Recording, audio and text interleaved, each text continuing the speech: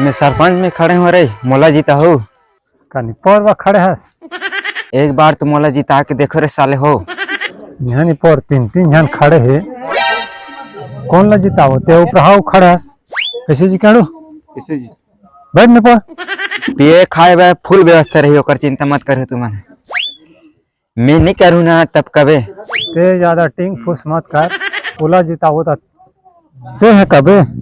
और तोला जीता होता वो है कहीं कदान होना मत एक बार सेवा के अवसर मोला देव सेवा करे बा मैं बिल्कुल आगू हूँ। सेवा करे का अवसर दे थन भैया चला चला मोर पाछू पाछुआ यानी पोर का बनावत रहा था चोरी चल गोरी पीपल की छांव इधान खाए बैठे हैं सेवा करे के मौका मिले पत्नी धर और परस